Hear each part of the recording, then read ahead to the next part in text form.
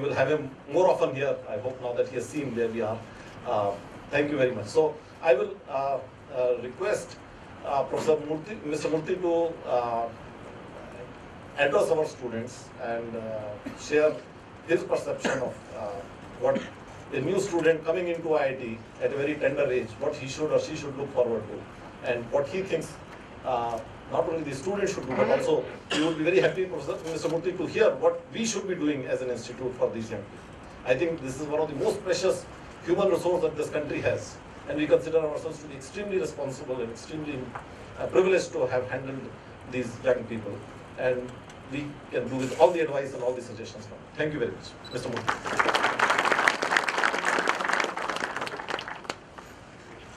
Professor Sudhir Jain, other dignitaries, faculty members, and most importantly, students.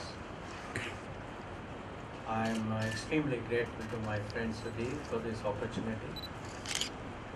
It's not often that I get to address the future of India, and as a matter of principle, I do not give up such a chance. So therefore, I'm very, very grateful to every one of you. Congratulations, first of all, on being selected here. It's a wonderful institution. To belong to the cadre of IIT is a rare opportunity. In a country where at the primary school level, 52% of the schools have only one teacher for every 2 classes. To come to an institution that has a teacher-student ratio of 1:5 or so is truly a luxury, truly a blessing. And therefore you must consider yourselves truly blessed people. But along with that privilege, you have a responsibility.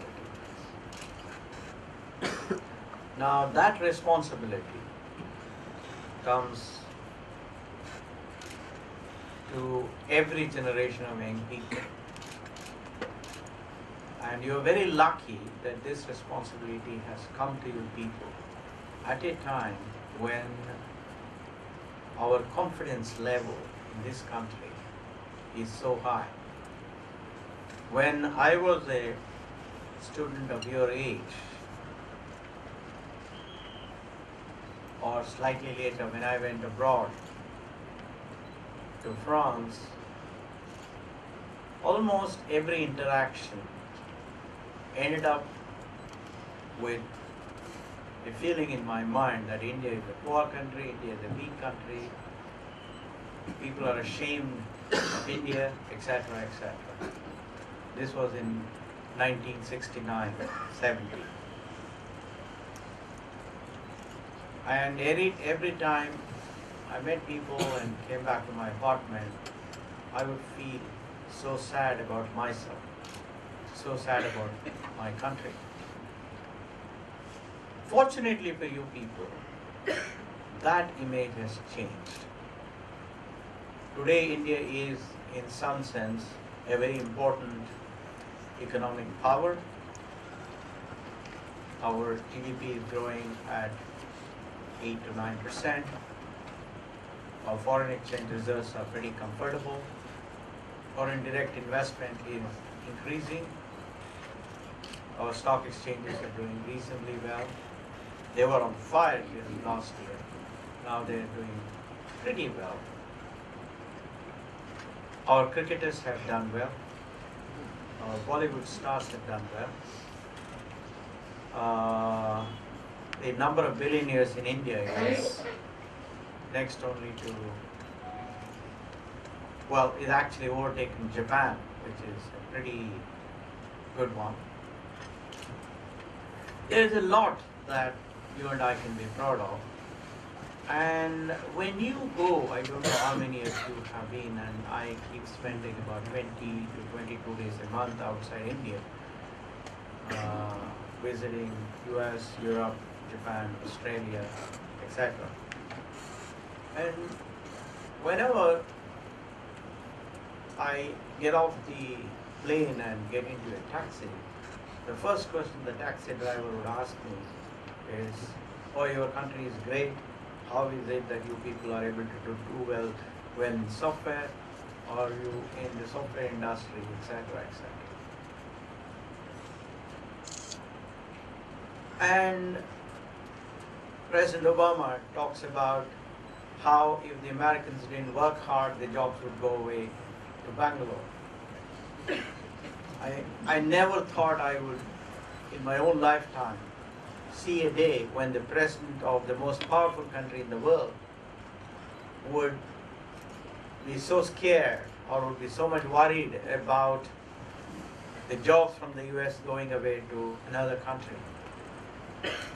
So therefore, you are in a completely different environment, an environment full of confidence, full of hope, full of astounding possibilities, and therefore full of daunting challenges. As I often say, the reward for winning the semi-finals is to get to play the finals, which is a tougher game. Therefore, the fact that we have made so much of progress in the last 20 years, starting 1991, means that the youngsters of today have much greater opportunities, but at the same time they have much more difficult challenges. And our biggest challenge clearly is bringing about inclusive prosperity, bringing about growth, bringing about hope, confidence for every person in India. While one part of India is progressing so well, the urban part, the elite part, the rich part, the educated part of India is progressing so well, there is another part of India, the rural part, the poorer part of India, which is completely lost. We are ranked 119th on our Human Development Index, which is a shame for a country which forms 1/6 of the humanity. About 400 million Indians, according to my friend late Tendulkar, economist, these 400 million people live below the poverty line as defined by India, not defined by some Western nation.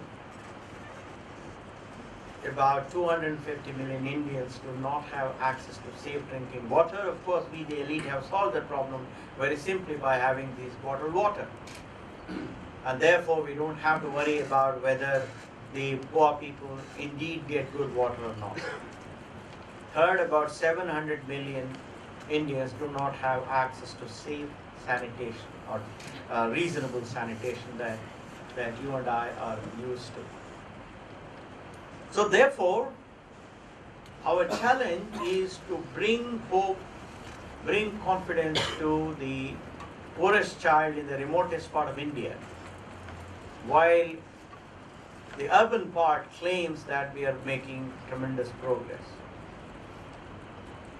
So your challenge is to study well in this institute, to have a mindset that says that India's progress will not be complete unless the poorest person in India has decent access to healthcare, education, nutrition, and shelter.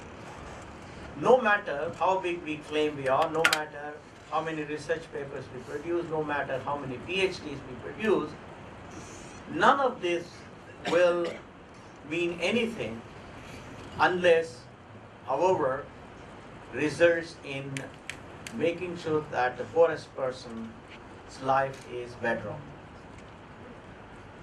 What is it that you need to do in order to make this happen? I happen to serve, till recently, till a couple of months ago, on the board of Cornell University and Stanford.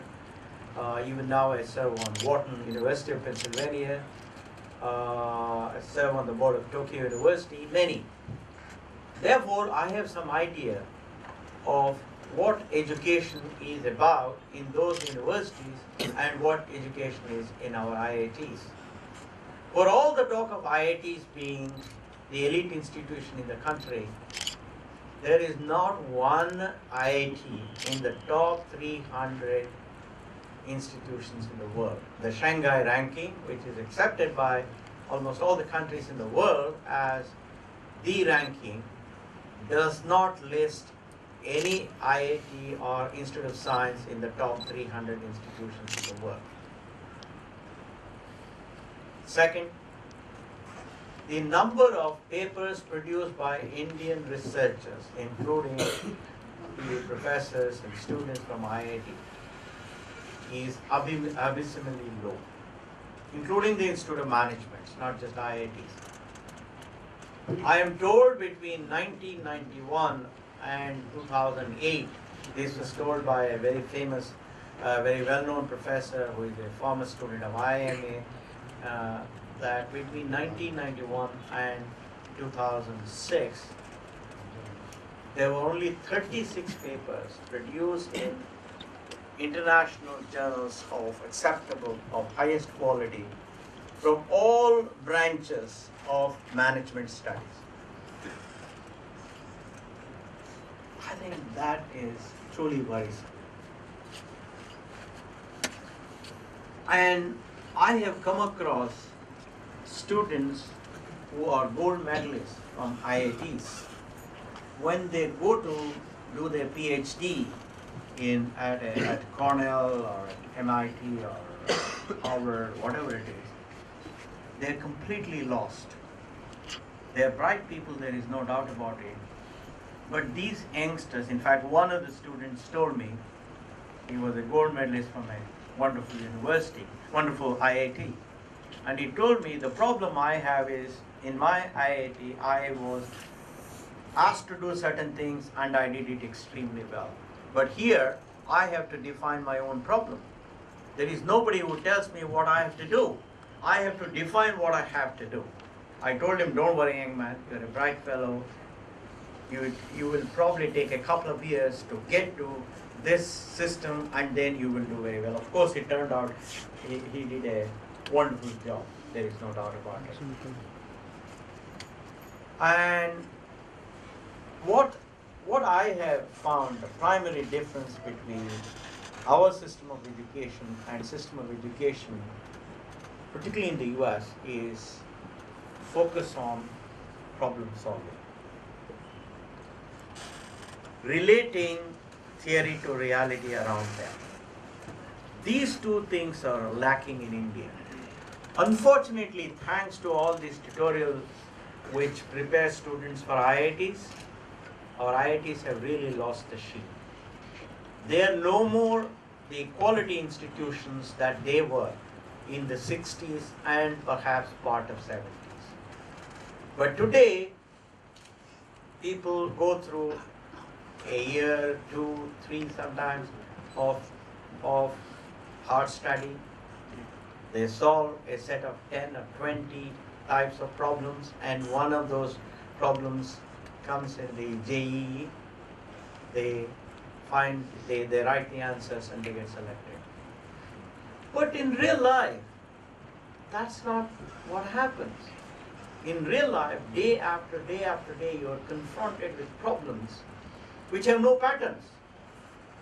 These are not the problems that belong to one of the 20 that you studied as a student of one of these tutorials or as a student here at IIT.